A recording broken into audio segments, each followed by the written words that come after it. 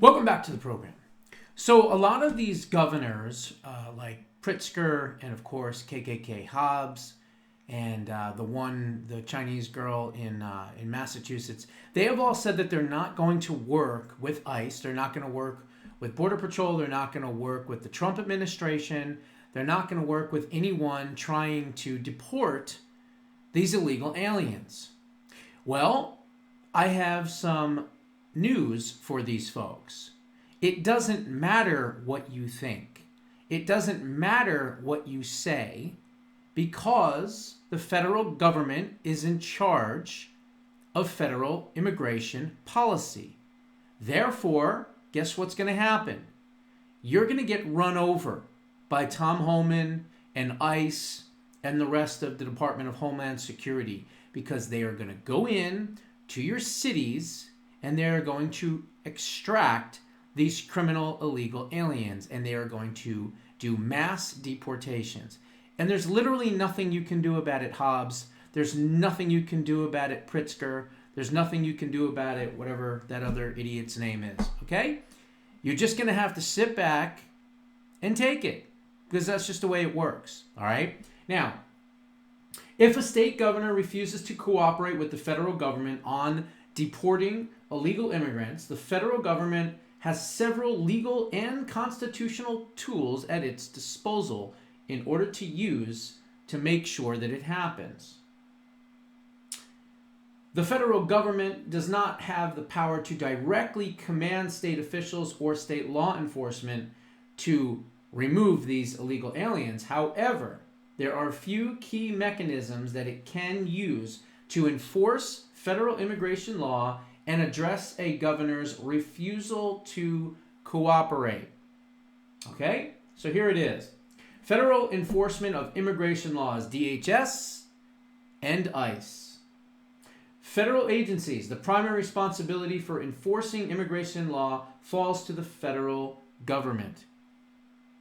Notably, the Department of Homeland Security, Immigration and Customs Enforcement, and Customs and Border Protection. These agencies can take direct action. Let me repeat that. They can take direct action, including apprehending and deporting illegal immigrants without state or local cooperation. It is law, and there's nothing that these governors can do about it. So, if you're going to try to block it, well, you're just going to get run over. You're going to get run over. So you might as well just realize that you have no power, you have no authority, and you have no way to stop the mass deportations that are going to happen. Okay? So let's get that out. And we can also cut off funding to all of these cities, these sanctuary cities. We can cut off funding. And trust me, Doge and Elon and the rest, they are looking for ways to cut money. They're looking for ways to, solve our national debt. And if we don't have to give money to Illinois and Massachusetts and Arizona because they're not cooperating, well, guess what? They're all going to get in line right away, and they're going to cooperate. Okay? That's what's going to happen here. So keep that in mind. Now, let's talk about some other good things that happened today. So this whole thing about counting illegal ballots in Pennsylvania, it's over. Goodbye. See you later. Dave McCormick is your senator from Pennsylvania. Why? Well, because the Pennsylvania Supreme Court ordered all county board of elections to comply with ruling and stop counting illegal ballots effective immediately. Any undated ballot will be removed from Bucks County's voting totals. As I told you, no problem, nothing to worry about. So we have 53 seats in the Senate. Add Vance on top of that, we have 54 votes in the Senate. We should have had 58 with Vance because they stole 4 seats from us. Maybe they'll do some investigations into that. Hopefully they will. But anyway, so I wanted to kind of point that out. And honestly, I think that there is going to be some investigations, especially because of President Trump's good buddy and friend. This guy has been friends with President Trump for over 50 years. And no, I'm not talking about Rudy Giuliani, although he's a good guy as well. And he's been friends with President Trump for a very, very, very long time. No, I'm talking about somebody that actually went. I'm scrolling and talking at the same time, so we don't have any dead space here. This is one of the tricks of the trade as I'm looking for what I'm looking for. But this is somebody that actually went to school with President Trump at the military academy. So I don't know if that was high school or if that was junior high school. Here it is. I found it already. Lead Trump attorney from Florida launches surprise forensic voter roll audit for GOP candidates, ready to expose voter fraud. In a bold and strategic move, Florida attorney Peter Tickton, a close ally of President Donald Trump, has unveiled a powerful new forensic voter roll audit designed to uncover voter fraud and empower Republican candidates to challenge the results of contested elections.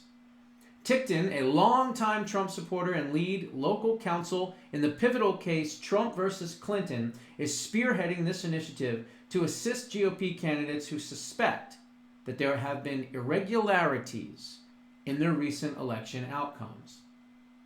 Tickton and his team have developed sophisticated tools combined with top-tier AI-powered skip tracing technology to analyze voter rolls in counties across the nation. These advanced methods are specifically designed to identify ineligible voters, duplicate registrations, and other irregularities that have plagued our election system. The findings from these audits will arm GOP candidates with inescapable evidence to challenge fraudulent results and secure their rightful victories. In a statement issued by Peter Tickton, he emphasized the significance of this initiative. If there were illegal voters, we should be able to identify them and then work with our lawyers to provide a basis for challenging the incorrect results. Tickton's team has been preparing for this effort for months, recognizing the critical need to address vulnerabilities in the electoral process, a lifeline for GOP candidates. Republican candidates who suspect foul play in their recent election losses, like all four in the Senate, especially Kari Lake, are being urged to act quickly. Time is of the essence, and Tickton's team is standing by to collaborate with qualified experts to uncover the truth and ensure transparency. Candidates are asked to contact Tickton's office directly at 561-232-2222. 561-232-2222 to initiate the process and begin analyzing the voter rolls in their states. Peter Tickton's long-standing relationship with President Trump, which dates back to their days at the New York Military Academy, underscores his deep commitment to election integrity as a key figure in President-elect Trump's ongoing legal battles. Tickton's efforts are a significant step toward holding the left accountable for their misconduct and voter fraud ways. Then there's a picture of Peter David Tickton, they call him Doc, from Mount Vernon, New York. And then right next to Donald John Trump, DT, Jamaica, New York. So this is somebody that went to high school, or maybe even earlier than that, military school with President Trump. He's known President Trump. I said 50 years. It's probably 60 years, okay? And he's a wealthy Florida attorney, and he's putting his money where his mouth is. And so I encourage Kari Lake, Mike Rogers, Eric Hove, Sam Brown, contact this person and challenge the results of your Senate races, because I can guarantee you they were stolen from you. So it's just a matter of whether or not they want to do it. Here's a lifeline. to challenge the recounts and the votes. Hopefully they'll do it. So I wanted to touch on that. And then there is this. Well, there's a couple of other things, but I really want to get into this one right here. Where is it? Here it is. So I told you that the entire country, or 49 out of 50 states, moved 4.8 percentage points to the right. Okay? To the right. My right is left on camera. Anyway. And then in the swing states, it wasn't as pronounced. It was like 3.1%, but it was still a decent amount. However, looking at the data from the election, the top 10 states that moved furthest to the right are as follows. New York. That's right, New York. The town's so nice they named it twice, right? New York moved 11.5 percentage points to the right. Let that sink in. New Jersey, my original stomping grounds, moved 10.1 percentage points to the right. Florida, which was already Trump country, which is already not a swing state, moved an additional 9.8 percentage points to the right. Even Massachusetts, or Taxachusetts as we like to call it, moved 8.7 percentage points to the right. California moved 8.4 percentage points to the right. Texas, which was already Trump country and was already not a swing state, and Trump was going to win it by 5, 6, 7 points. He ended up winning it by even more than that. Texas moved 8.3 percentage points to the right. Mississippi, which is obviously a Trump state, he probably won it by 30 points or 40 points is what they normally would win Mississippi by. Even Mississippi went another 7.7 percentage points to the right. Rhode Island, that's right, Rhode Island. We've got a couple of fans there in Rhode Island. Rogers from Rhode Island, a few others. Rhode Island moved 7 percentage points to the right. Tennessee, already a Trump state. Trump would have won it no matter what. Even Tennessee moved 6.5 percentage points to the right. And finally, Illinois. Illinois moved 6.4 percentage points towards the right. This is amazing numbers. These are incredible numbers. If these numbers continue to hold and they continue to grow by 2, 3, 4 percentage points to the right, eventually, maybe by 2028, you could have New York, New Jersey, Illinois, probably not California, but you could have some of these states, Virginia, probably, Minnesota, certainly. These could be reliable red states. If I was to make a guess, I would say Virginia, Minnesota, New Hampshire, and then I would probably say New Jersey. Okay? I think realistic, those four in particular, possibly by 2028, will be red states if this holds up. New York, we'll see. 11.5 percentage points is quite a bit. Don't think it's not. It is.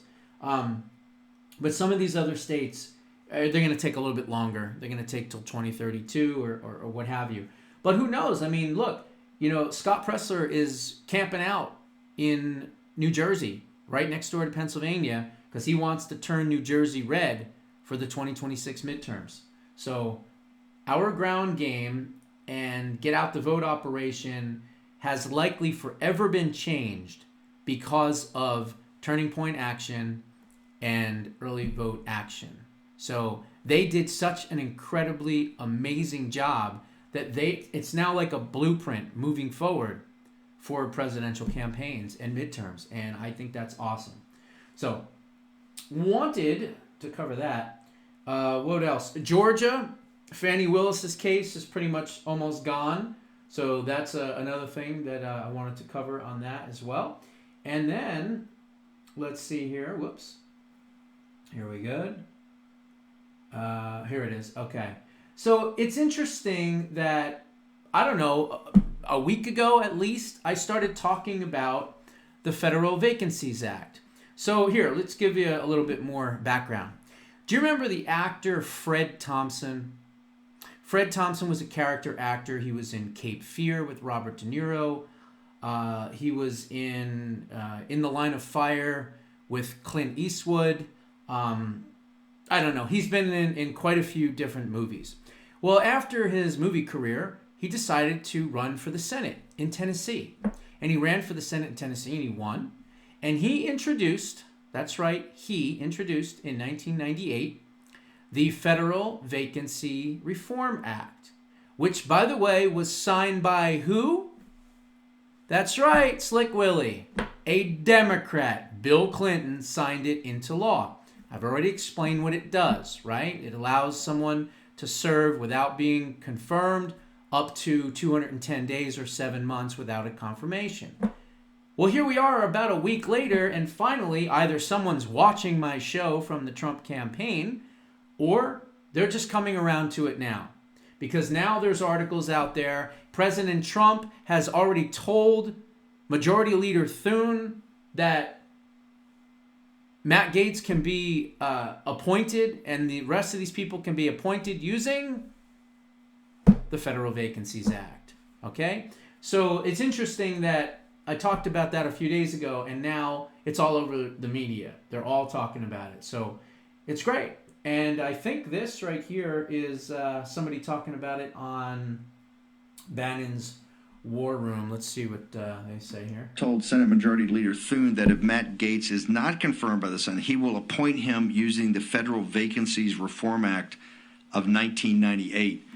There it is. Just like I said about 4 or 5 days ago. Look, I don't know if Trump is watching directly. Probably not. But I can assure you that some of his people are. There's no question about it. They have to be. Because I was the one that was talking about it for about 4 or 5 days now. But anyway, so that's great. That's good news. That means that everybody's on board and they all understand. So Mitch McConnell, the turtle from Kentucky, can suck it because he came out and said that we're not going to do recess appointments. Sorry, we don't need to hear from you anymore, Mitch. Okay? It's sad that we have to wait until 2026 to retire your turtle ass. But unfortunately, that's what we have to do. At least we don't have to deal with you as majority leader anymore. So that's good. But no one cares what you say. You're irrelevant.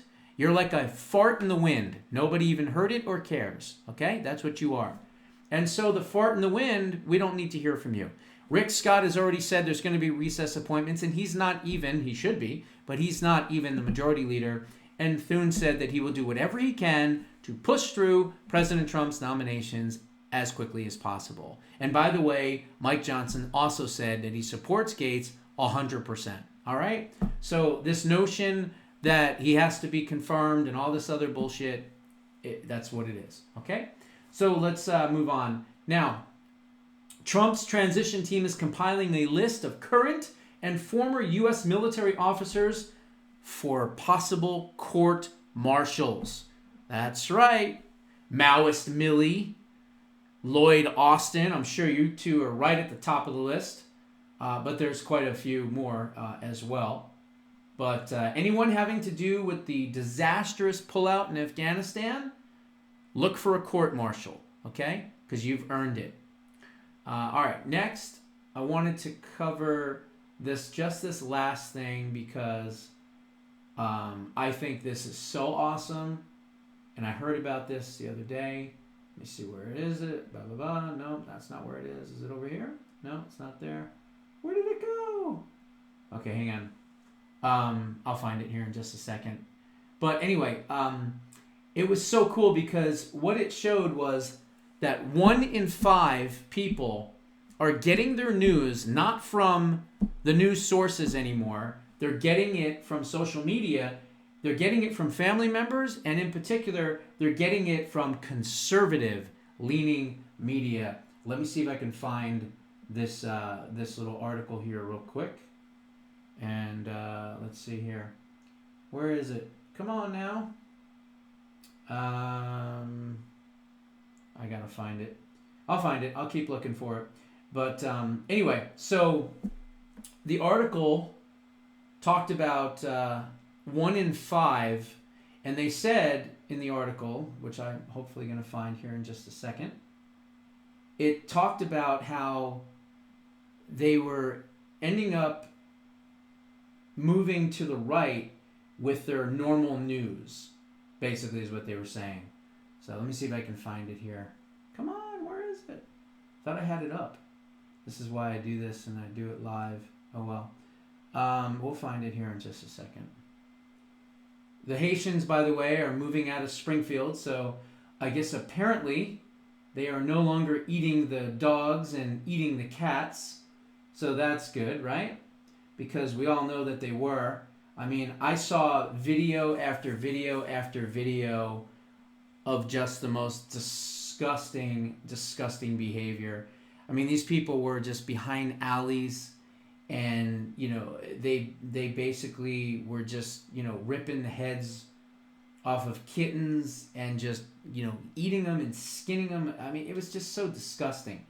And for anyone to say that they were not doing that is just ridiculous, because clearly they were doing that, and it's just so gross. But I'm glad that these people are self-deporting. That's one thing, that they're ending the TIP program, which was like a kind of like a free handout type of thing, and so they are ending that. And a lot of these people are just leaving. They're just realizing that, hey, the party's over.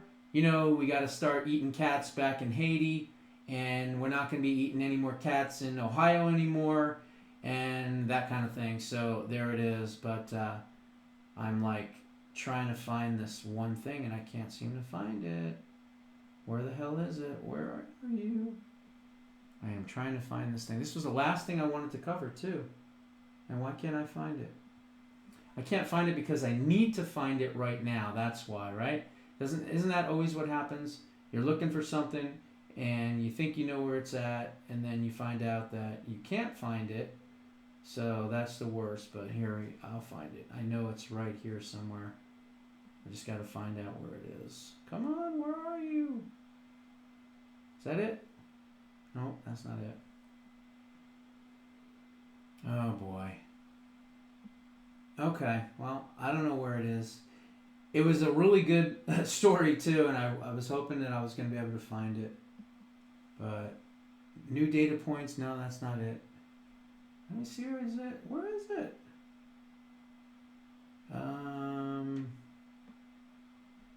I don't know where the hell it went. Where did it go? I could have sworn I had it. I guess I don't have it. Okay, anyway. If I find it, I will bring it up next time. But that really does suck, because I was hoping to find it. While I'm still looking for it, actually I can talk about one other thing here, I guess. There's been leaks that are coming from the Trump transition team. I think anybody understands that that is actually happening. And apparently Elon Musk called out one person who I guess he thinks it could be.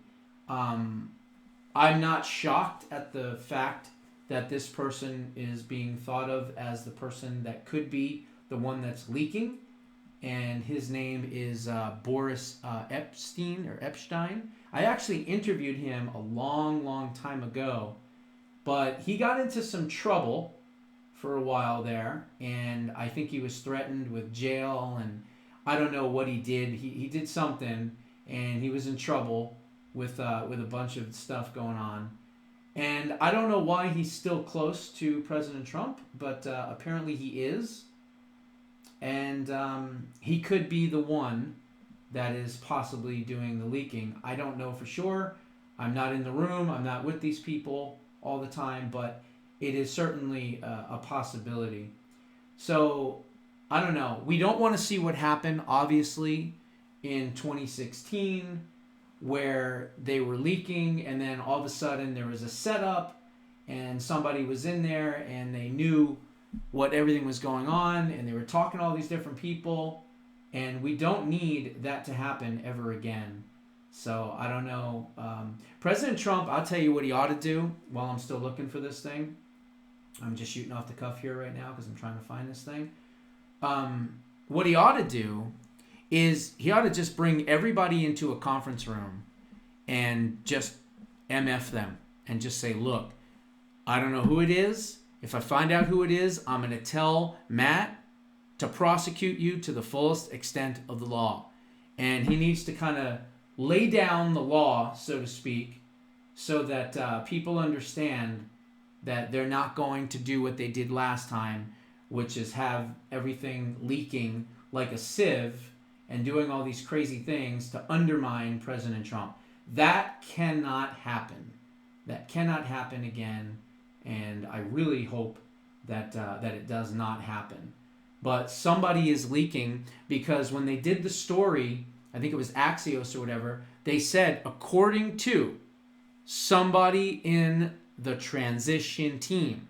So they actually said that in the article, which to me is terrifying, because that means that there's a mole that is inside and we don't know who it is and what they did, and we've got to figure out who they are. So I think President Trump ought to definitely do something like that, where he actually puts everybody on notice. So anyway, I don't know where this thing is. I can't find it. I tell you what, if I do find it, I'll just add it into the comment section, because I don't want to sit here with my thumb in my ass any longer. So anyway, those are my thoughts.